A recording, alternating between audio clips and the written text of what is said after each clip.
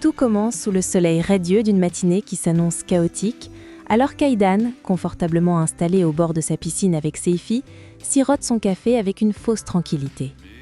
Le téléphone sonne, c'est Kemal, et en quelques secondes, le visage d'Aïdan se décompose, trahissant une panique absolue. Kemal, au volant de sa voiture, lui annonce avec une sérénité terrifiante qu'il est en route pour parler à Serkan, déterminé à lui révéler toute la vérité, cette fameuse vérité sur leur lien et cette histoire de paternité qui pourrait détruire l'équilibre fragile qu'Aïdan tente de maintenir. La terreur s'empare d'elle, elle raccroche précipitamment, incapable de respirer normalement, et annonce à un Seifi tout aussi alarmé qu'ils doivent absolument intercepter Kemal avant qu'il n'atteigne Serkan à Chile. Car si l'architecte apprend la vérité de cette manière, les conséquences seront catastrophiques.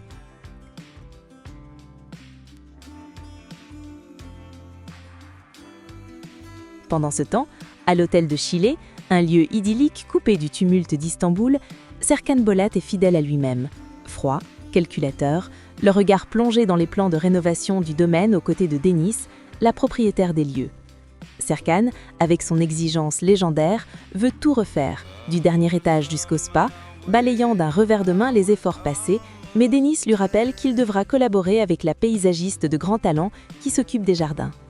Et c'est là que l'ironie du sort frappe de plein fouet, car cette paysagiste n'est autre que Eda Yildiz.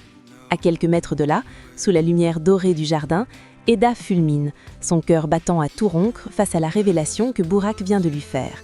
Serkan, l'homme qui a brisé son cœur, son ex-partenaire, est l'architecte chargé du projet. La frustration d'Eda est palpable, elle refuse de le voir, refuse que son sanctuaire professionnel soit envahi par les fantômes de son passé, mais elle ignore encore à quel point la présence de Serkan va bouleverser sa vie, surtout avec Kiraz dans les parages.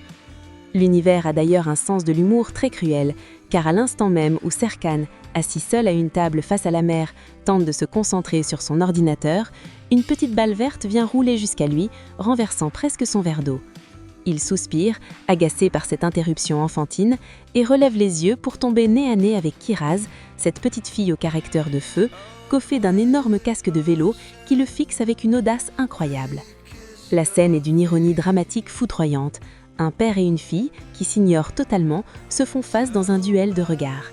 Serkan, distant et autoritaire, lui demande de s'excuser pour avoir mouillé ses affaires, mais Kiraz, digne fille de sa mère, refuse de plier, argumentant avec une logique implacable que ce n'est que de l'eau et que nous sommes en été.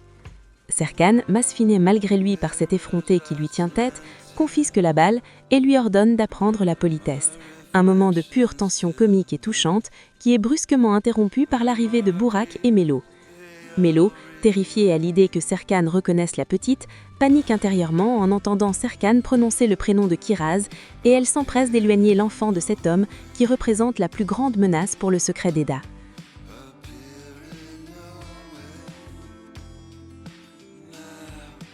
Les rouages du chaos continuent de tourner à plein régime, lorsque Kemal arrive enfin à l'hôtel, cherchant Serkan, mais se voit contraint de patienter à la cafétéria, ignorant que deux ombres farfelues sont sur ses traces.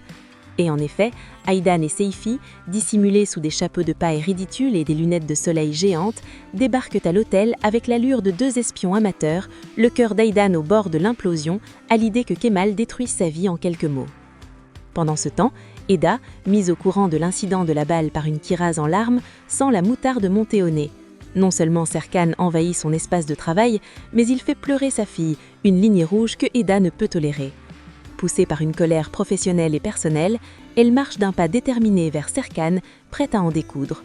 La confrontation est inévitable et explosive. L'air crépite entre eux, lourd de reproches silencieux et de sentiments inavoués. Serkan, dissimulant son trouble derrière ses lunettes sombres et son arrogance habituelle, remet en question les compétences d'Eda, insinuant qu'il ne sait pas si elle a le talent nécessaire pour son projet grandiose, ce qui pique Eda au vif.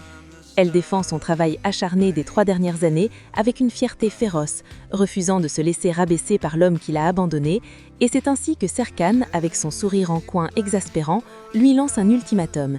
Elle a quelques minutes pour lui préparer une présentation formelle de son projet paysager.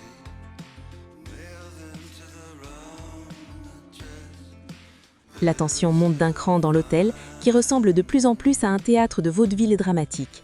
Aidan, dans un acte de désespoir absolu, intercepte finalement Kemal près des jardins, tentant de le manipuler avec des arguments insensés pour le pousser à fuir loin d'Istanbul, suggérant même une exil absurde au Japon, tout cela sous le regard perplexe de Kemal qui ne comprend pas la panique de sa compagne. Et comme si la situation n'était pas assez saturée, Engin et Piril débarquent soudainement avec leur enfant Can, à la grande stupéfaction de Serkan, qui, voyant son sanctuaire de solitude envahi par tous ses proches, exige qu'il reparte immédiatement.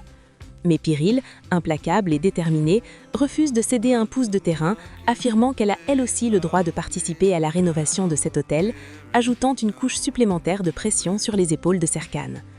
Le comble de l'absurde est atteint lorsque Aidan et Seyfi tombent nez à nez avec Ayfer au détour d'une ruelle ensoleillée, les regards chargés de suspicion s'échangent, les sourires sont faux, et Ayfer, bien que feignant l'indifférence, sent pertinemment qu'Aidan cache un secret énorme. La pression retombe sur Eda, qui se retrouve dans sa chambre, entourée de ses amis, face à un dilemme vestimentaire pour sa présentation du soir. Elle tient une robe rouge provocatrice, symbole de la passion enflammée qu'elle partageait autrefois avec Serkan, mais la rejette pour une tenue plus sobre, une robe bleue élégante, signifiant sa volonté de garder le contrôle et de rester professionnelle face à l'homme qui fait chavirer son âme. La nuit tombe sur Chile, enveloppant la côte d'une atmosphère intime et mélancolique. La pleine lune se réfléchit sur les vagues de sombre. Eda marche d'un pas hésitant vers la terrasse du restaurant où Serkan l'attend, seul, éclairé par la douce lueur d'une bougie. À mesure qu'elle approche, les souvenirs l'assaillissent avec une violence inouïe, la ramenant à cette nuit tragique où Serkan, rongé par la maladie, grelottait de fièvre et de peur. Elle se revoit près de lui, posant délicatement un lin clair froid sur son front brûlant, écoutant le souffle court de l'homme qu'elle aimait plus que sa propre vie, se souvenant de ses mots déchirants lorsqu'il lui avouait sa terreur terrifiante de mourir et de la perdre. Ce flashback poignant, ce moment de vulnérabilité absolue où leur front s'était touché dans une promesse d'éternité, contraste cruellement avec la froideur de leur réalité actuelle. Eda chasse ses larmes ravalées et s'avance vers la table, l'air bravâtre mais le cœur tremblant. Serkan lève les yeux, son regard s'attarde sur elle, trahissant un instant de pure admiration avant que son masque d'indifférence ne reprenne sa place. Avec une douceur inattendue, qui tranche avec son attitude matinale, il lui propose de s'asseoir, brisant la glace en effleuillant nerveusement une petite fleur jaune. La tension est électrique, les non-dits hurlent dans le silence de la nuit, et lorsque Serkan lui demande si elle a faim, commandant des crevettes, des calamars et du poisson bleu avec une familiarité troublante, on comprend que malgré les années, les secrets et les rancœurs, le lien qui unit Serkan Bolat et Eda Yıldız est loin d'être brisé, et que cette nuit sous les étoiles pourrait bien être le commencement d'une nouvelle tempête émotionnelle qui changera leur destin à tout jamais.